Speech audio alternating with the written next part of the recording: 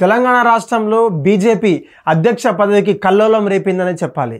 నూతనంగా అంటే ఎన్నో నెలల నుంచి ఖాళీగా ఉన్నటువంటి పోస్టును అప్పటికే కిషన్ రెడ్డికి రెన్యువల్ చేస్తూ తెలంగాణ రాష్ట్ర బీజేపీ కార్యవర్గం అయితే నూతనంగా అధ్యక్ష పదవికి అయితే నామినేషన్లు అయితే దరఖాస్తు చేసుకోమని ఆశావాహులకైతే నోటిఫికేషన్ అయితే ఇచ్చింది. అయితే ముఖ్యంగా ఏకపక్షంగా రామచంద్రరావుకి మాత్రమే పట్టం కట్టాలని చెప్పేసి బీజేపీ కార్యవర్గం పనిచేస్తుంది.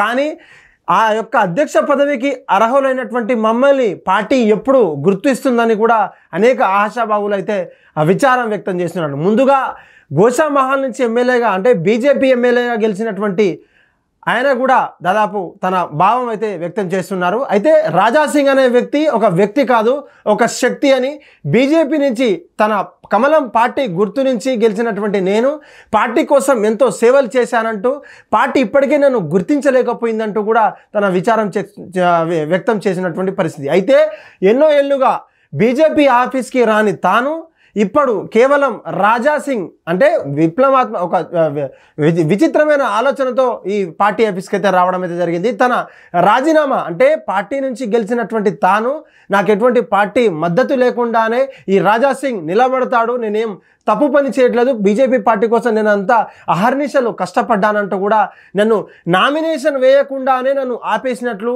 నా మద్దతుదారులంతా బెదిరించినట్లు కూడా తన కీలక వ్యాఖ్యలు అయితే చేశారు. ఇప్పటికే రామచంద్రరావుకి ఇప్పటికే పార్టీ పగ్గాలు అందజేసినప్పటికీ పలు సోషల్ మీడియాలో వైరల్ అయినప్పటికీ సోషల్ మీడియాని ఎప్పటికీ నమ్మొద్దంటూ తమ వాళ్ళే నా మీద ఎక్స్గా ఈ పోస్టులంతా పెట్టిస్తున్నారంటూ కూడా తనను విచారం వ్యక్తం చేస్తున్నారు. మీడియా ముందుకు వచ్చిన తాను తన రాజీనామా లేఖతో మాత్రమే మీడియా ముందుకు వచ్చి తన విషయమంతా కూడా చెప్పేటువంటి పరిస్థితి. అయితే నేను గౌరవ కిషన్ రెడ్డి గారికి ఈ రాజీనామా లేఖను ఇవ్వడానికి మాత్రమే బీజేపీ పార్టీ ఆఫీస్కి వచ్చానంటూ అనుచిత వ్యాఖ్యలు అయితే చేయడం అయితే జరిగింది. నూతనంగా ఎన్నుకున్నటువంటి రామచంద్రరావుకి నాకు ఎటువంటి వ్యతిరేకం కాదంటూ, బీజేపీ పార్టీకి నేను ఎటువంటి వ్యతిరేకం కాదంటూ, తనకంతా ఎంత మంచి ఉంటుందని, నేను కేవలం హిందుత్వ సమాజం కోసం, హిందూ ప్రజల కోసం మాత్రమే పోరాడతానని మీరంతా కలిసి నన్ను మోసం చేశారంటూ కూడా తన విచారం వ్యక్తం అయితే చేయడం అయితే జరిగింది. ఇటు కేంద్ర మంత్రి అయినటువంటి కిషన్ రెడ్డి కావచ్చు, ఇటు ఎమ్మెల్యే అయినటువంటి రాజాసింగ్ కావచ్చు, వీళ్ళంతా ఆశాభావులు ఉన్నప్పటికీ వీళ్ళలో ఇద్దరు మాత్రమే ఈ తెలంగాణ పార్టీ అధ్యక్ష పదవీ కాలం ఈ 10 సంవత్సరాలలో చేసినప్పటికీ మిగతా వారిద్దరిని కూడా వచ్చే అవకాశాలు ఉన్నప్పటికీ ఈ ఇద్దరిని కూడా బీజేపీ పార్టీ పక్కన పెట్టిందని చెప్పాలి.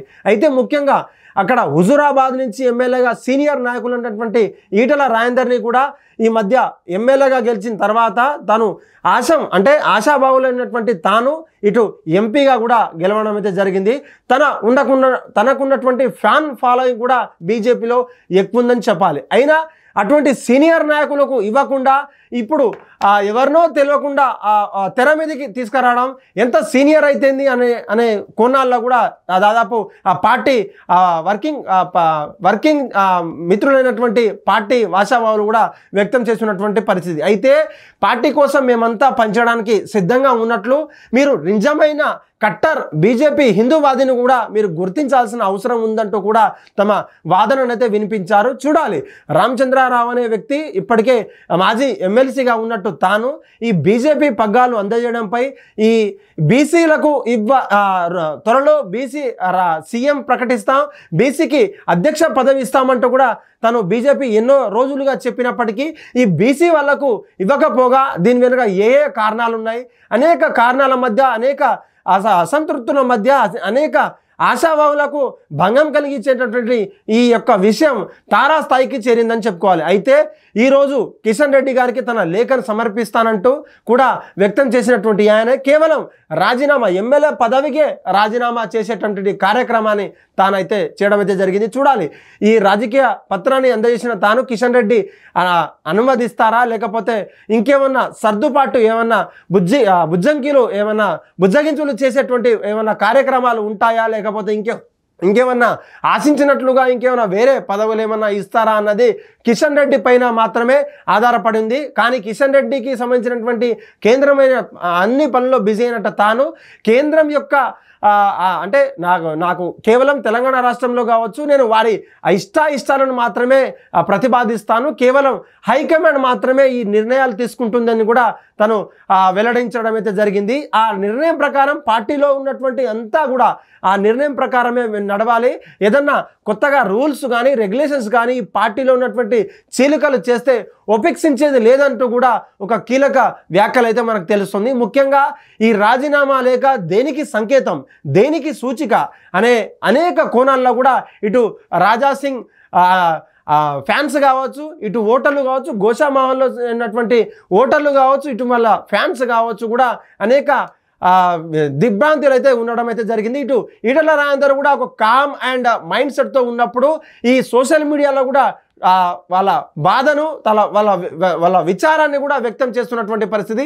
కేవలం ఏకపక్షంగా ఇటు తెలంగాణ రాష్ట్రంలో ఉన్న అధ్యక్ష పదవిని అటు కేంద్రం నుంచి అటు బీజేపీ కార్యవర్గం నుంచి ఒకే వ్యక్తికి మొగ్గు చూపుతారు, అది ఎలా పాసిబుల్ అంటూ కూడా అనేక మంది ప్రశ్నలు అయితే సోషల్ మీడియాలో వేయడం అయితే జరుగుతుంది.